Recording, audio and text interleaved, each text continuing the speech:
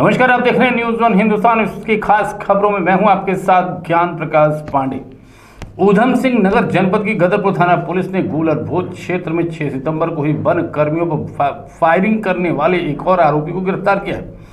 इस घटना में पुलिस के द्वारा पहले ही 2 आरोपियों को जेल भेजा जा चुका है। ऊधम सिंह नगर जिले के एसएसपी मणिकांत मिश्रा के द्वारा रुद्रपुर स्थित पुलिस कार्यालय में खुलासा करते हुए बताया कि पीपल पड़ाव रेंज तराई वन प्रभाग क्षेत्र में वन तस्करों द्वारा वन कर्मियों पर फायरिंग कर उनको घायल करने का मामला सामने आया था, जिसमें पुलिस ने तत्काल मुकदमा दर्ज करते हुए मुकदमे की जांच शुरू की थी। अब पुलिस के द्वारा फरार आरोपियों की गिरफ्तारी किया गया है। 2 माह पूर्व वन तस्करों द्वारा वन कर्मियों पर गोलीबारी की गई थी, जिसमें लगभग 4 लोग घायल हुए थे। उनमें से आज ये तीसरा अभियुक्त जो उस गोलीबारी कांड में शामिल था, स्वर्ण सिंह उर्फ चिकना, उसको गदरपुर पुलिस के द्वारा गिरफ्तार किया गया और आज उसे न्यायालय के समक्ष प्रस्तुत किया जा रहा है। Report news one Hindustan. Udham Singh Nagar वरिष्ठ आईएएस अधिकारी ऊर्जा सचिव डॉक्टर आर मीनाक्षी सुंदरम के साथ सचिवालय में अभद्रता का मामला सामने आया। इसको लेकर सचिव आर मीनाक्षी सुंदरम में वरिष्ठ निजी सचिव ने एसएसपी देहरादून अजय सिंह को शिकायत देते हुए युवा नेता बॉबी पवार और उनके 2 साथियों पर अभद्रता और मारपीट करने का आरोप लगाया। एसएसपी को दी गई शिकायत के मुताबिक बुधवार को बॉबी पवार अपने 2 साथियों के साथ सचिवालय में विश्वकर्मा भवन स्थित ऊर्जा सचिव डॉक्टर आर मीनाक्षी सुंदरम से मिलने पहुंचे थे। इस दौरान उन्होंने सचिव के साथ अभद्रता, गाली गलौज की और मारपीट करने के साथ ही जान से मारने की धमकी भी दी। वहीं अब इस मामले पर राष्ट्रीय लोक दल ने भी प्रतिक्रिया दी है।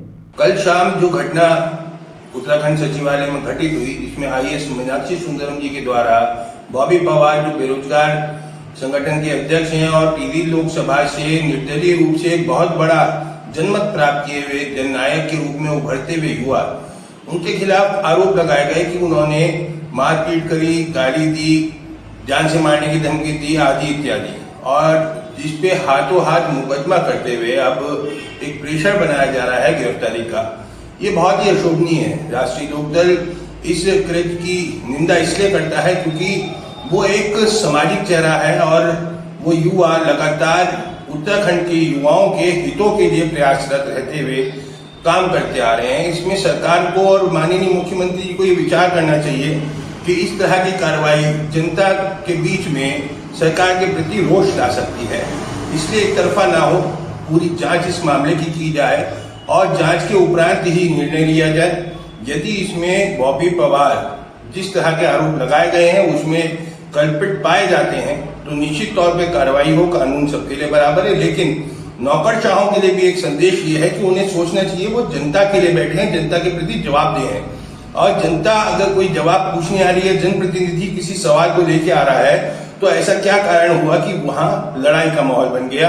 अनिल यादव जो ऊर्जा विभाग के निदेशक एमडी के रूप में काम कर रहे हैं, उन पे पहले भी भ्रष्टाचार के आरोप लगे हैं और उनका कार्यकाल बढ़ाया गया है। बॉबी ने अपनी लाइव में भी ये बात रखी है कि वो इसी वजह से वहां सचिवालय गए और मीनाक्षी सुंदरम से सवाल किया। अब ये सच्चाई पूरी जांच के उपरांत जनता के सामने आनी चाहिए।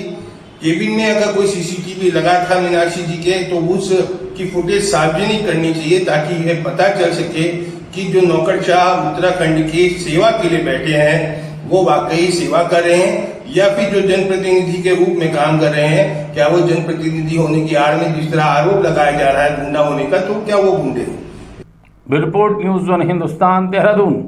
ऊधम सिंह नगर में एक बड़ी खबर सामने आ रही है, जहां पुलिस मुठभेड़ में एक वन तस्कर पुलिस की गोली लगने से घायल हो गया।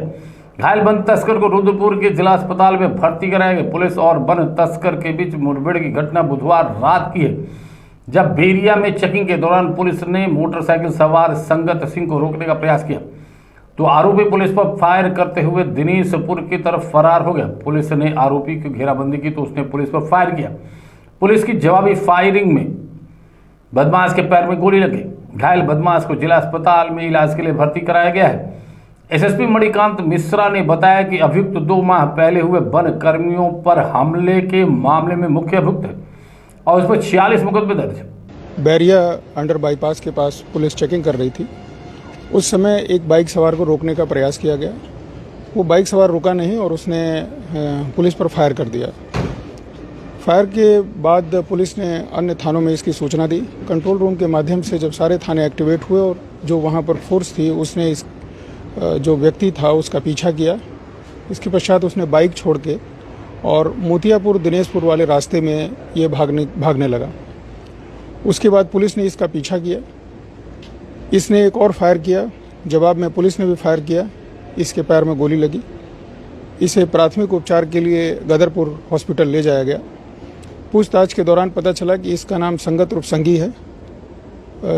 आज से लगभग 2 महीने पहले कुछ वन तस्करों के द्वारा वन कर्मियों पर गोली चलाई गई थी, जिसमें 4 लोग घायल हुए थे।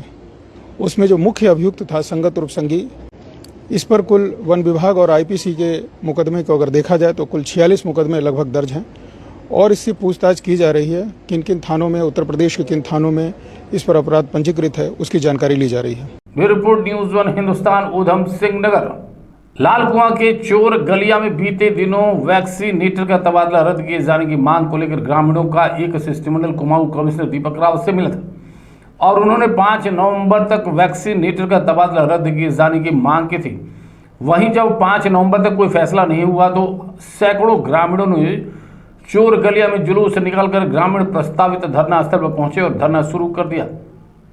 वहीं उपजिलाधिकारी पारितोष वर्मा सहित पशु चिकित्सा विभाग के आला अधिकारी मौके पर पहुंचे और उन्होंने जनप्रतिनिधियों व ग्रामीणों को बताया कि कुमाऊं कमिश्नर के निर्देश पर वैक्सीनेटर के तबादले के मामले में उच्च स्तरीय जांच कमेटी का गठन किया गया है। यह कमेटी 1 सप्ताह में जांच करने के बाद अपनी रिपोर्ट सार्वजनिक करेगी। उसे पत्र की कॉपी भी उपजिलाधिकारी व पशु चिकित्सा अधिकारी द्वारा आंदोलनरत ग्रामीणों को दी गई। इसके बाद सभी ग्रामीणों ने 12 नवंबर तक अपने धरने और भूख हड़ताल को स्थगित कर दिया। कमिश्नर साहब से मिले थे। कमिश्नर साहब ने एक जांच टीम गठित की है, तो वो टीम यहाँ पे आने वाली है। उन्होंने 1 हफ्ते का समय मांगा है।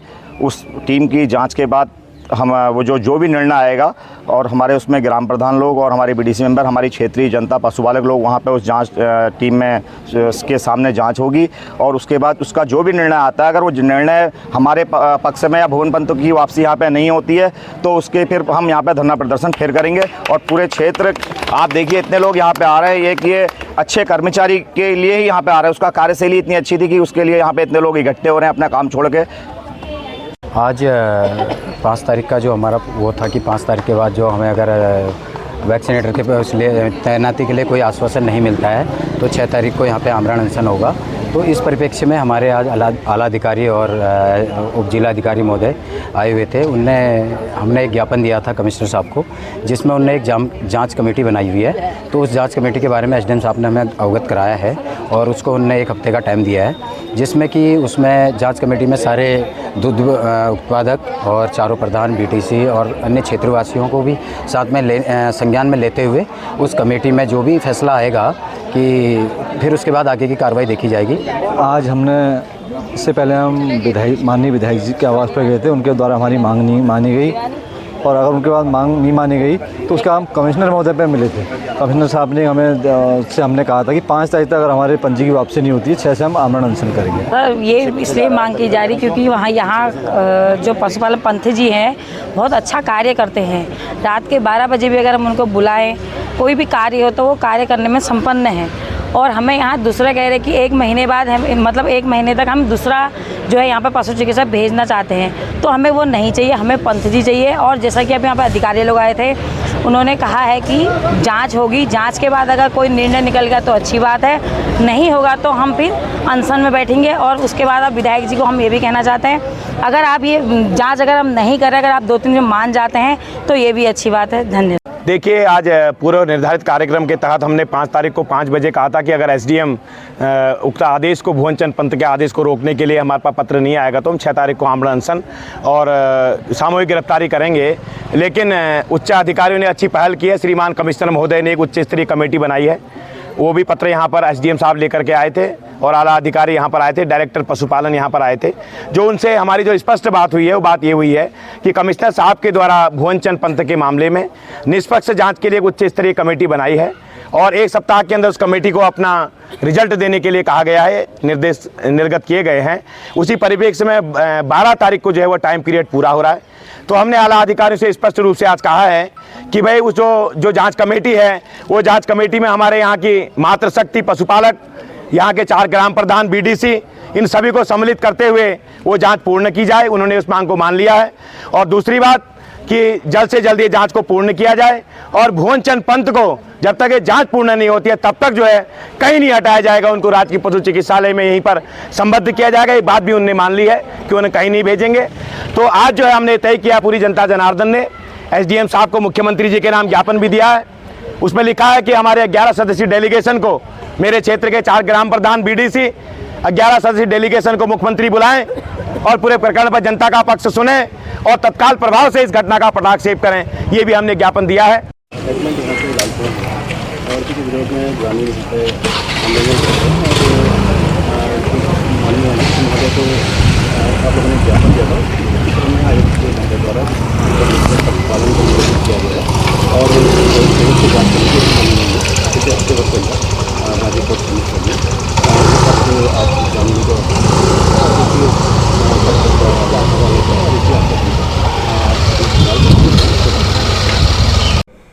Bureau report news 1 Hindustan Haldwani.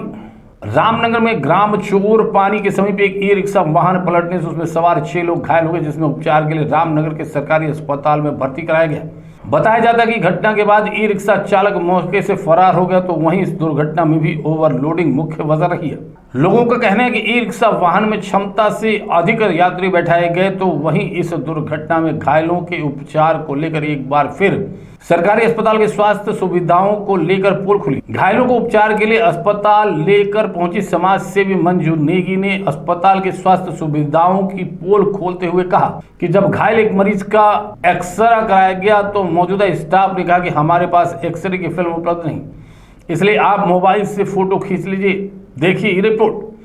Ramnagar से चोरपानी के लिए ई रिक्शा के माध्यम से 6 सवारियाँ चोरपानी की जा रही हैं और सामने से तेज स्पीड में गाड़ी आने से ई रिक्शा पलट गया है, जिसमें 6 लोग घायल, सामान्य रूप से घायल हुए हैं। सभी को उपचार यहाँ अस्पताल में किया गया है। 6 लोग घायल हुए हैं और ई रिक्शा में 4 लोग बिठाए जाते हैं और ओवरलोड की वजह से ई रिक्शा पलट रखा है। रिक्शा पलटने के बाद जो चालक मतलब जो चला रहा था वो वहाँ से भाग गया और सामने से जो गाड़ी आ रही थी उसने देखा भी नहीं, वो भी भाग गया। उन्होंने मरीज को उठाया नहीं, वहाँ के स्थानीय लोग वहाँ से उठा के इनको हॉस्पिटल में लेके आए।